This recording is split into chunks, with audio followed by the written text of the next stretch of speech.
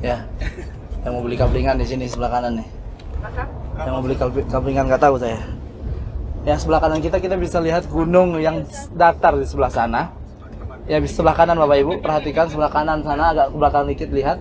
Itu adalah namanya Jabalul Air. Ya, Jabalul Air ini adalah batas tanah haram dari sebelah barat. Nah, dari sebelah barat itu batasnya. Jadi yang menentukan tanah haram itu adalah Rasulullah SAW. Sedangkan di bagian timurnya itu ada Jabal Thur. Jabal Thur itu persis di belakang Gunung Uhud yang nanti insya Allah kita akan kunjungi. Ya, kenapa dinamakan dengan Jabalul Air? Ya, dia seperti keledai memang. Ya, seperti punggung keledai datar. Nah, oleh sebab itu dinamakan dengan Jabalul Air. Ya, sedangkan Jabal Thur nanti kita tidak melewatinya karena dia memang kecil dan juga agak ke belakang, agak jauh untuk kita tempuh.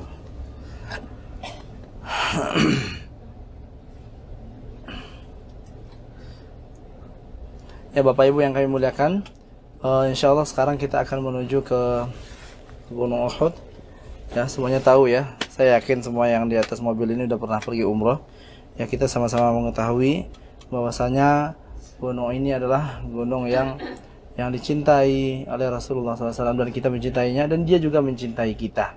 Nah, ini mengandung makna bahwasanya semua makhluk Allah Subhanahu wa taala itu juga bisa merasakan, ya, mereka juga berzikir, bertasbih kepada Allah Subhanahu wa taala.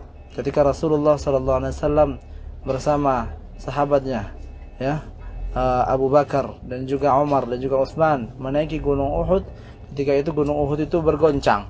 Ketika itu Rasulullah SAW mengatakan kepada Gunung Uhud, ya Rasulullah berbicara kepada zat yang tidak memiliki nyawa. Uskun ya Uhud, diam wahai Uhud, kata Rasulullah SAW. Kemudian gunung tersebut diam. Gunung tersebut diam.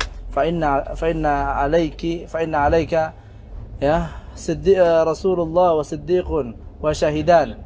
Sesungguhnya di atasmu ini ada Rasulullah, yaitu Nabi Muhammad SAW, dan juga As-Siddiq, yaitu Abu Bakar, dan juga ada dua orang yang syahid. Siapa itu yang syahid? Umar dan Utsman. Nah, ini adalah kabar yang lebih yang mukjizat dari Allah Subhanahu wa taala, ya. Lebih duluan Rasulullah mengetahuinya, sementara itu belum terjadi, dan itu semua adalah wahyu dari Allah Subhanahu wa taala. Dan memang pada akhirnya, ya, Umar dan juga Utsman bin Affan mati dibunuh. Nah, Bapak Ibu yang kami muliakan, nah sebelah kanan kita ini adalah Harrah Taqim, ya, yang mana sebelah kanan kita ini tidak bisa dijadikan rumah karena memang batunya itu sangat panas sekali. Dan pada zaman Rasulullah SAW, ya, daerah-daerah sini tidak ada yang menghuninya karena sangat panas dan juga tidak dilewati oleh orang. Ini bisa lihat bebatuan-bebatuannya, apalagi yang agak kesana lagi itu semuanya batu, dan batu tersebut mengandung panas.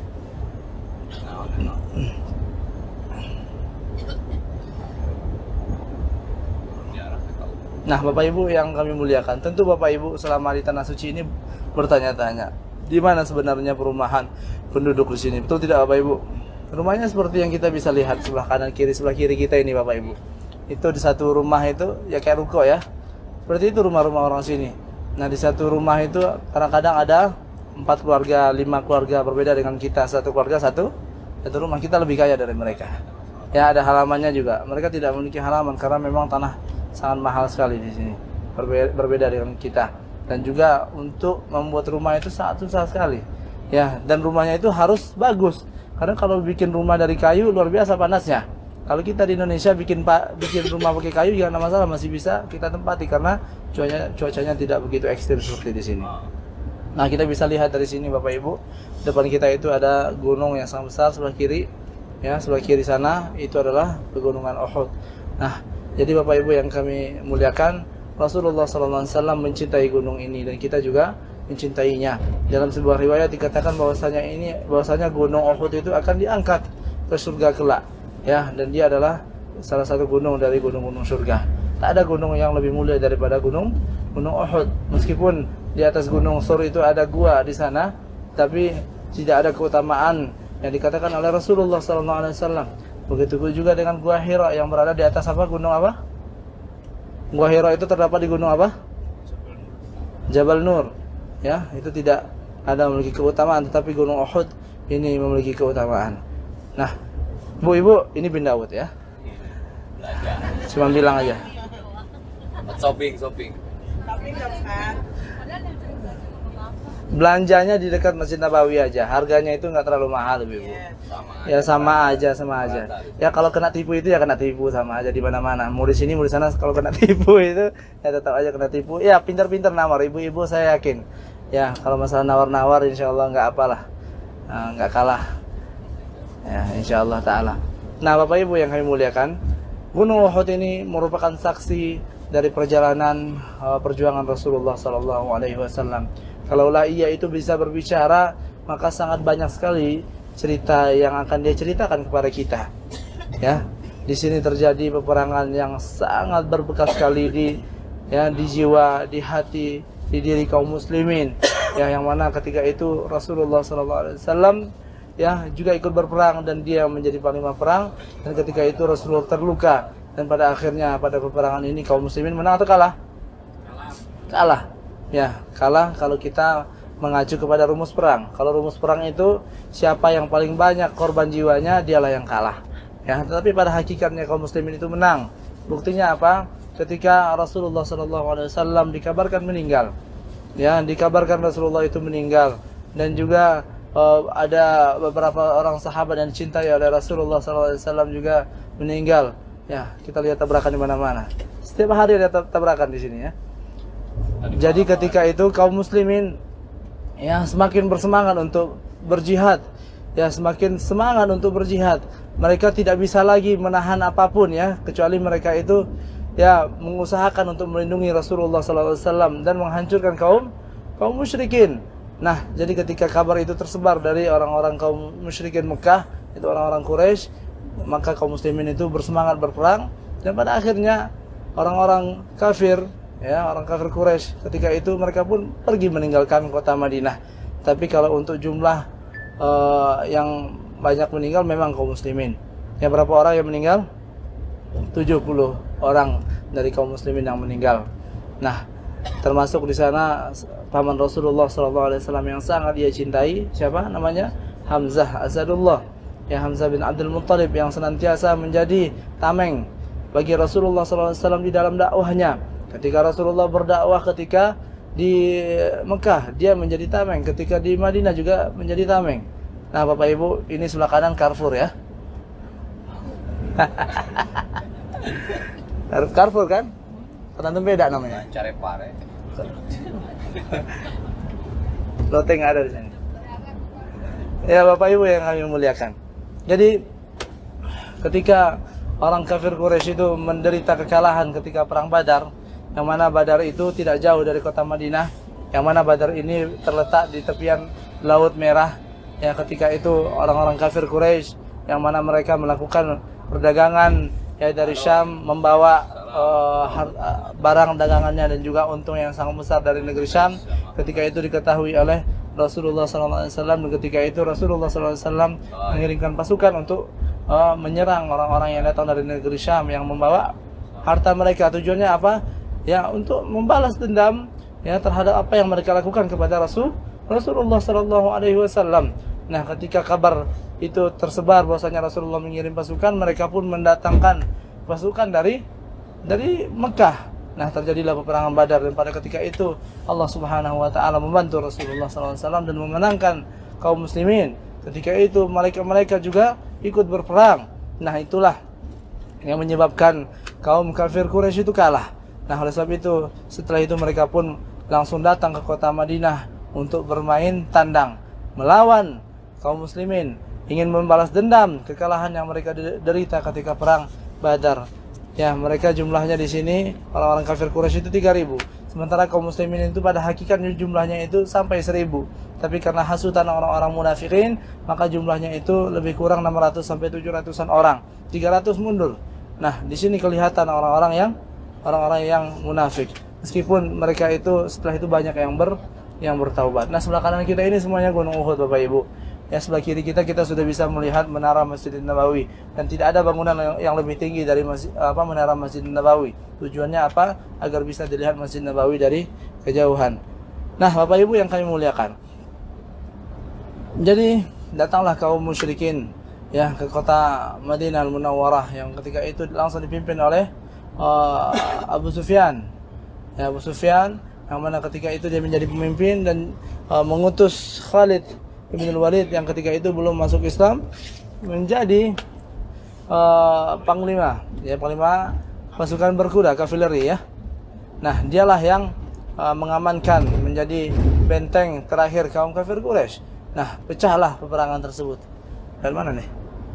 Di sini. Oh ya. Siap. Ya. Jadi berkecamuklah perang antara kaum muslimin dengan kaum kafir Quraisy, ya. Yang mana ketika itu di sesi pertamanya itu kaum muslimin menang karena Rasulullah ikut berperang. Kaum muslimin sangat semangat sekali berperang sampai istri-istri Rasulullah SAW juga ikut ya di peperangan ini membantu kaum muslimin jika seandainya ada yang terluka. Ya, ketika itu kaum Rasulullah SAW sebelum berperang meletakkan para pemanah di sebuah gunung. Yang gunung tersebut dikenal dengan Gunung Rumat yang nanti kita akan saksikan. Yang mana ketika itu dipimpin oleh Abdullah bin Jubair. Sekitar 50 para pemanah disuruh oleh Rasulullah SAW untuk tetap berada di gunung tersebut. Yang mana amanah Rasulullah, jangan kalian turun dari gunung ini menang atau kalah. Nah, itu adalah petuah dari Rasulullah SAW. Dan dijaga betul-betul oleh Abdullah bin Jubair. Terjadilah perang. Dan ketika itu kaum muslimin menang. Dan kafir Quraisy kalah. Nah, ketika itulah Allah Subhanahu wa taala menguji keimanan mereka. Allah menguji kesetiaan orang-orang muslimin. Apakah memang betul-betul mereka ini betul-betul menjaga wasiat Rasulullah atau tidak, menjaga titah Rasulullah atau tidak. Nah, ketika kaum muslimin sudah dirasa menang, para pemanah yang 50 itu yang kita bisa lihat di sini orang berada di atas gunung tersebut, gunung para pemanah, mereka pun sebagian besarnya turun sehingga tersisa sekitar 9 orang yang berada di atas gunung itu dan termasuk di dalamnya adalah Abdullah bin Jubair yang mana ia yang ditunjuk oleh Rasulullah SAW sebagai memimpin untuk pasukan pemanah, dan mereka pun turun ke bawah untuk memperebutkan harta rampasan perang. Ya, mereka tidak sabar lagi dan mereka merasa peperangan sudah usai, dan rupanya Khalid bin Walid radhiyallahu taala anhu yang ketika itu masih belum masuk Islam berusaha untuk melawan atau menyerang kaum muslimin dari belakang, dan pada akhirnya strategi beliau pun berhasil dan menyerang kaum muslimin langsung ke jantungnya dan membuat kaum muslimin morat-marit ya, langsung lari-lari ya, tidak bisa lagi untuk membentengi diri mereka karena Khalid bin Walid dengan kelincahannya di dalam berperang memakai rumus-rumus perangnya, karena memang itu orang luar biasa, masya Allah ya, menyerang kaum muslimin. Dan ketika itu Rasulullah SAW pun ikut terluka ya, ikut terluka melihat kaum muslimin diserang dari belakang. Akhirnya orang-orang kaum musyrikin yang tadinya sudah mau kabur akhirnya kembali lagi ke belakang untuk menyerang kaum muslimin. Nah, ketika itulah orang-orang kaum musyrikin berhasil ya membunuh kaum muslimin. Salah satunya adalah Hamzah bin Abdul Muttalib. Sangat banyak sekali sahabat yang dicintai oleh Rasulullah SAW yang syahid pada peperangan ini, dan kuburan mereka masih tertanam di daerah sekitaran tempat mereka berjuang ketika mereka berperang di Gunung Uhud. Sekarang kita turun atau di atas mobil, turun ya. Kita turun sebentar untuk menjelaskan sejarahnya, kemudian kita langsung naik ke bis. Ya, kami ingatkan bapak-bapak, ibu-ibu khususnya jangan menyangkut di mana-mana ya. Jangan menyangkut di mana-mana. Langsung menuju ke bis setelah saya arahkan untuk menuju ke bis.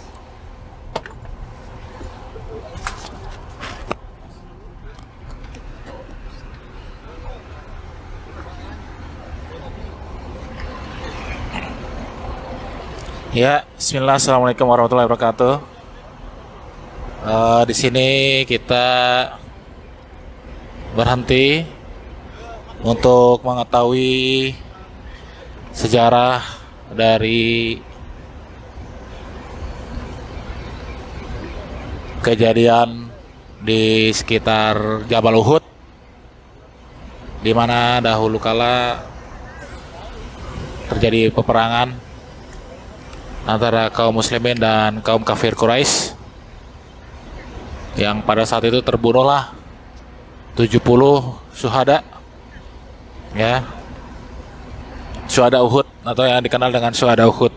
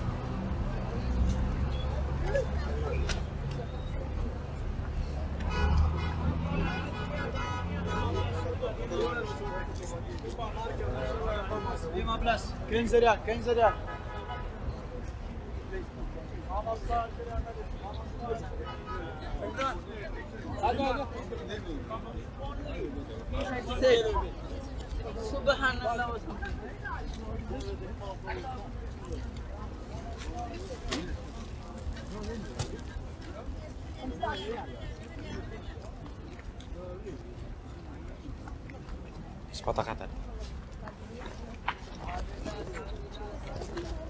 Mulai. Assalamualaikum warahmatullahi wabarakatuh. Saat ini kita ada di Gunung Uhud. Di sebelah sana yang ada banyak jamaah berkumpul sambil mendengarkan cerita tentang peperangan Uhud. Dan sekarang Amartur juga sedang bersama-sama untuk mendengarkan sirah dari Gunung Uhud. Demikian dapat kami sampaikan. Assalamualaikum warahmatullahi wabarakatuh.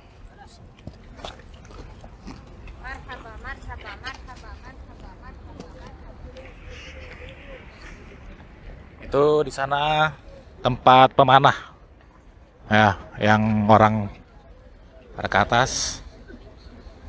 Itu dahulu tempat para pemanah dari kaum muslimin, yang ketika itu Rasul menyuruh agar tidak turun, tapi karena tergiur dengan harta rampasan perang, lalu mereka turun sehingga kocar kacir kaum muslimin. Ya, ibrohnya adalah sami'na wa ata'na. Ya, semoga Allah ampuni seluruh kaum muslimin.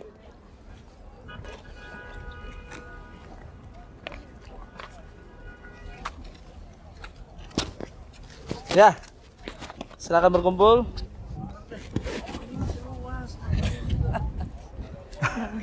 Ya Bapak Ibu sekalian.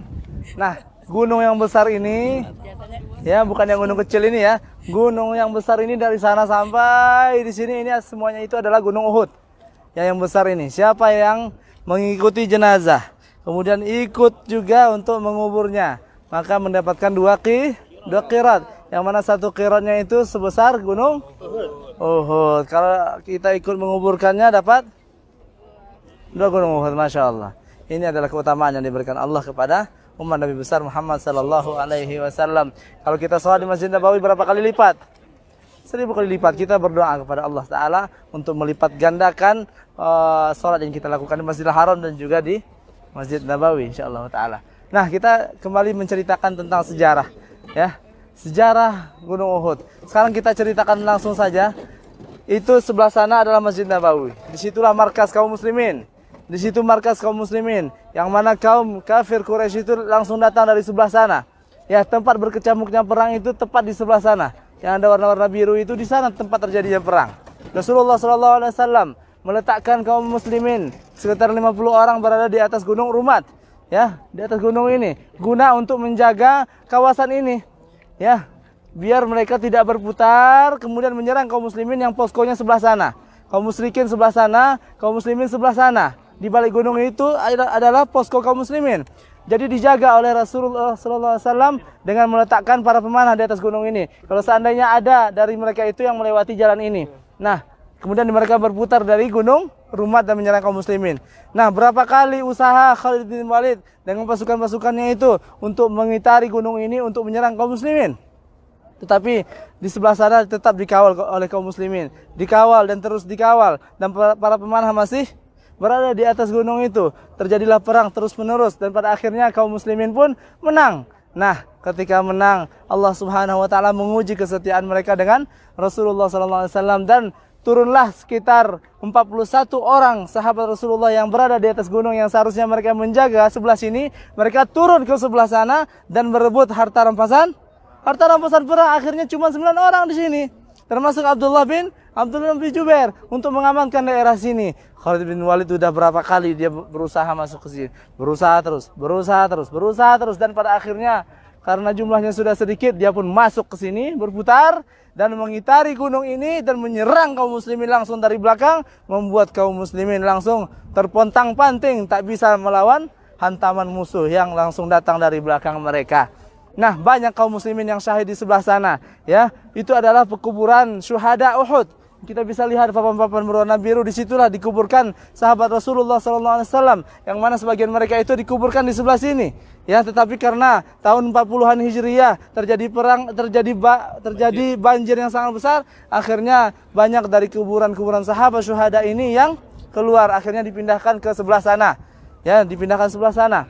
Nah, banyak sekali kisah-kisah heroik yang bisa kita lihat dari sahabat-sahabat Rasulullah SAW. Hamzah bin Abdul Muttalib itu tak ada yang bisa mendekati dia. Ada saja yang mendekat mati, luar biasa. Ya, dia adalah singa Allah Subhanahu wa taala. Julukannya seperti itu, singa Allah.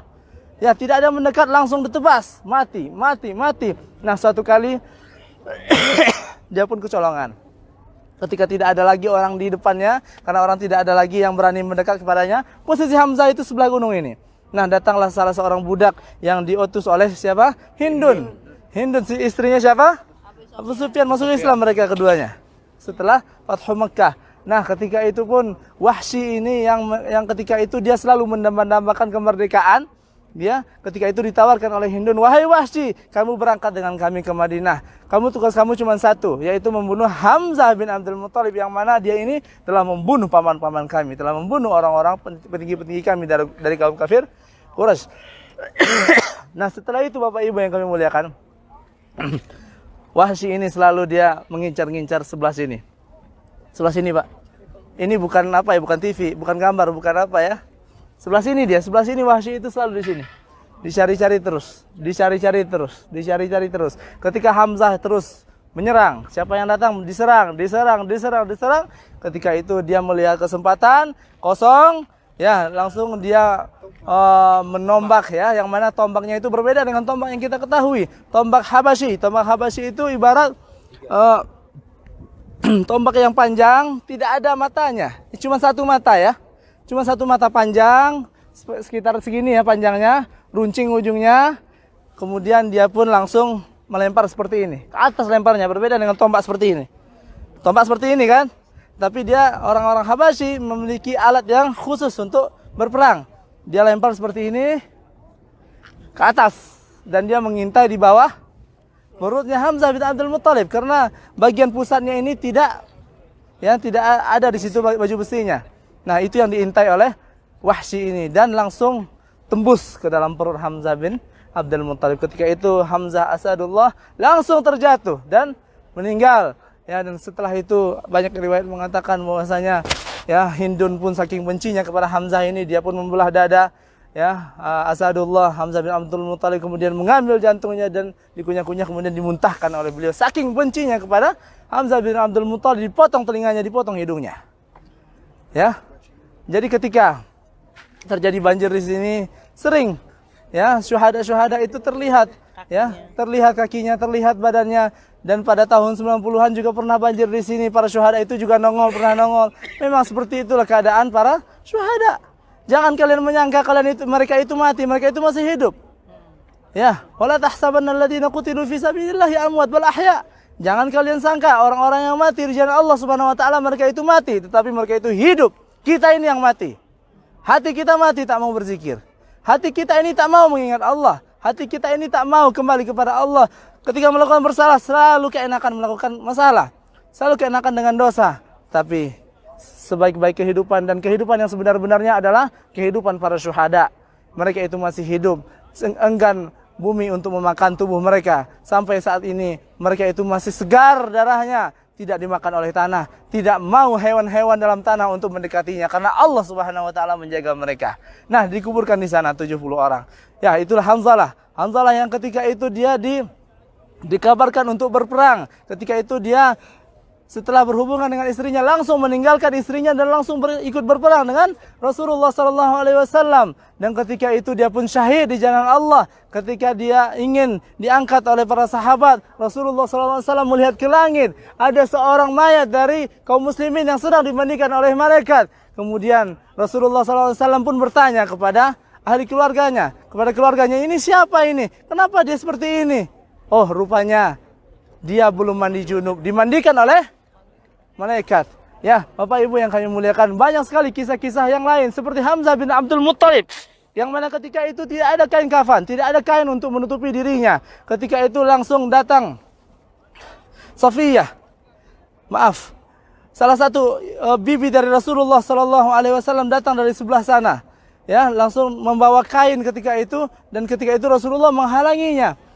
Ya, jangan engkau ke sini. Sesungguhnya perempuan tidak bisa melihat pemandangan yang sangat mengerikan ini. Darah di mana-mana, jangan ke sini. Tidak ya Rasulullah, sesungguhnya saya mengetahui bahwasanya saudaraku Hamzah bin Abdul Muttalib telah meninggal. Saya ingin hanya membawakan pakaian untuk dia. Diambillah pakaian tersebut, diambil oleh Zubair. Ya, setelah itu dibawakan kepada Hamzah bin Abdul Muttalib. Nah, ketika itu ada 2 mayat yang belum dikuburkan. Nah, akhirnya terjadilah di situ qur'ah, diundi siapa yang berhak mendapatkan pakaian, karena setelah dipotong rupanya ada yang panjang, ada yang pendek. Dilakukan undian, siapa yang mendapatkan yang panjang, siapa yang mendapatkan yang pendek. Rupanya Hamzah bin Abdul Muttalib mendapatkan yang pendek. Ya Allah, mendapatkan yang pendek. Akhirnya kakinya pun ditutup dengan pelepah-pelepah kurma. Banyak sekali kisah-kisah yang lain, seperti Abu Jabir, bapaknya Jabir ya. Beliau itu seperti itu juga.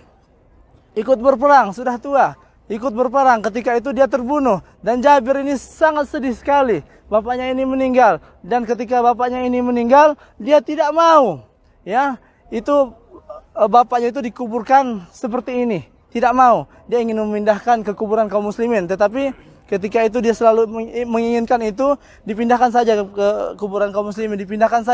Akhirnya 6 bulan setelah itu Jabir memindahkan kuburan bapaknya ini. Dan ketika digali, tubuh bapaknya ini masih segar, tidak ada yang berkurang, hanya telinganya saja ini yang terlihat putus. Ya, dan bekas darahnya masih terlihat setelah 6 bulan. Dan juga banyak sekali sahabat-sahabat Rasulullah SAW. Ada juga yang tua ikut juga berperang, ada juga yang cacat, yang pincang, dia juga ikut berperang. Dan pada akhirnya mereka ini syahid di jalan Allah Subhanahu wa taala. Inilah orang-orang yang syuhada, mereka lebih mengedepankan kematian di jalan Allah daripada mati bergelimangan dengan harta. Jadi banyak sekali kisah-kisah Bapak Ibu yang kami muliakan, ya. Salah satunya juga adalah kisah Talha bin Abdillah. Talha ini, ya, ketika Rasulullah sallallahu alaihi wasallam, ya, sudah dikabarkan dia itu meninggal. Ya, ketika itu orang-orang kafir Quraisy berkumpul untuk menyerang Rasulullah sallallahu alaihi wasallam yang berada di sebelah gunung sana. Kita lihat gunung di sana ya. Di situ ada gua di sana, ya, Mihras An-Nabawi di sana, ada Mihras sebelah barat, ada Mihras sebelah timur. Di situ Rasulullah sallallahu alaihi wasallam bersembunyi. Ya, ketika kaum muslimin tidak bisa membentengi diri mereka lagi, ya, ketika itu Rasulullah sallallahu alaihi wasallam menjanjikan, siapa yang berada di depanku melindungiku, baginya surga. Berdirilah Talha bin Ubaidillah. Talha yang menjaga Rasulullah sallallahu alaihi wasallam. Dan ada juga sahabat-sahabat yang lain, sehingga ketika dia menjaga Rasulullah sallallahu alaihi wasallam terkena matanya oleh panah. Ya, ketika itu Rasulullah sallallahu alaihi wasallam mengambil matanya yang sudah jatuh itu, kemudian dikembalikan ke matanya kembali dan langsung sembuh. Banyak kisah-kisah yang bisa kita lihat dari peperangan ini, dan Allah Ta'ala melihatkan mukjizatnya lewat tangan Nabi-Nya Muhammad sallallahu alaihi wasallam. Ada juga sahabat-sahabat Rasulullah rela punggungnya ini ditembus oleh panah-panah yang jumlahnya puluhan, dan akhirnya mereka meninggal untuk menjaga Rasulullah sallallahu alaihi wasallam. Nah, banyak sekali kisah-kisah yang luar biasa yang kita bisa petik dari kisah-kisah perang Uhud ini yang sangat membekas di hati kaum muslimin. Kalau kita lihat tanah-tanah yang kita lihat di sini, pasir-pasir inilah yang naik debunya ketika kaum muslimin berperang dengan kaum kafir Quraisy. Kita lihat di sinilah kaum muslimin berjuang, ya, tumpah darah untuk membela Islam. Yang Islam itu sudah sampai ke dalam hati kita, yang kita harus berterima kasih kepada mereka dengan mendoakan kaum muslimin yang telah berjuang untuk kita. Karena jika seandainya bukan karena Allah Subhanahu wa taala, kemudian perjuangan mereka ini, kita tidak tahu apakah Islam itu sampai kepada kita atau tidak. Tapi karena takdir Allah Subhanahu wa taala dan Allah memilih orang-orang yang ikhlas seperti mereka untuk memperjuangkan Islam, Islam itu sampai ke negeri kita dan masuk ke dalam jiwa kita. Itulah yang membuat kita sampai ke negeri Rasulullah sallallahu alaihi wasallam. Ya. Mungkin itu saja kisahnya. Sebenarnya masih banyak kisah-kisah dan ada objek-objek wisata.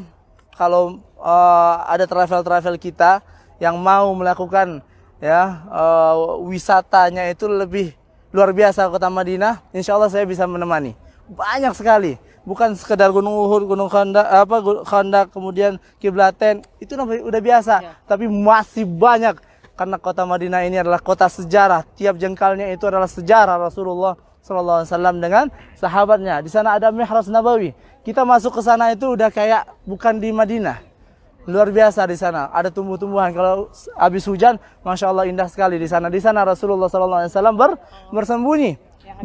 Yang ketika itu dia ya ada bunga-bunganya juga.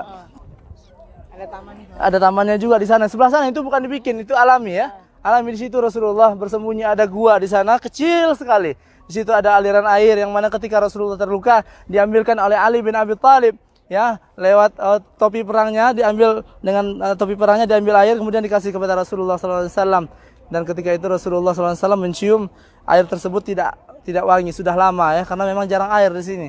Dan air ini sudah lama dan Rasulullah tidak meminum air tersebut. Kemudian sahabat yang lain mengambil air dari daerah lain di sebelah Juruf sana dan Rasulullah SAW meminum air tersebut. Nah, banyak sekali kisah-kisah ini di sebelah mana Rasulullah itu mendaki gunung bersama 4 orang sahabatnya, ya, kemudian di mana Rasulullah bersembunyi, ya, di mana Mihrab Nabawi, ya, banyak sekali kisah-kisah yang bisa kita petik selama kita tinggal di Madinah atau pergi berziarah ke Kota Madinah. Kita bikin paketnya insyaallah. Insyaallah. Ya, Bersama mengatur. Ini masih utuh. travel yang ada di sini. Kalau ya Gunung Rumat ini Bapak Ibu sebenarnya besar. Sebenarnya besar tapi jadi kecil sejak musim batu akik. Enggak, bercanda. Ya, ukurannya seperti ini saja, tidak ada yang beda. Seperti inilah ukurannya. Seperti ini ukurannya Gunung Rumat, Jabal Rumat. Ya, gunung ini. Di sinilah para pemanah itu. Kita lihat bagaimana mereka menembak dari jarak kejauhan di sini. Pemanah. Sekarang anak kita yang berumur 20 tahun, 25 tahun, 30 tahun belum tentu dia bisa memanah. Sedangkan ini adalah ajaran dari Rasulullah sallallahu alaihi wasallam. Tak tahu kita, bisa jadi Allah takdirkan pada zaman inilah kita berhadapan dengan orang kafir yang senantiasa melawan kaum muslimin. Kita tidak tahu. Dan sebab itu kita persiapkan. Ya, persiapkan bekal untuk memerangi kaum musyrikin. Ayo. Hah? Mas mana? Tapi memanahnya enggak kemana-mana. Tanah pian mana? Oke. Ya udah. Iya. Aku udah share location. Oke, baik. Kita tunggu aja dulu. Ini spanduk yang apa selain Ammar akan datang. Ya, yang Ammar mana spanduk di bawah? Spanduknya mana? Suraki. Nggak usah deh. Hah? Nggak usah. Oh, nggak dibawa lagi tadi.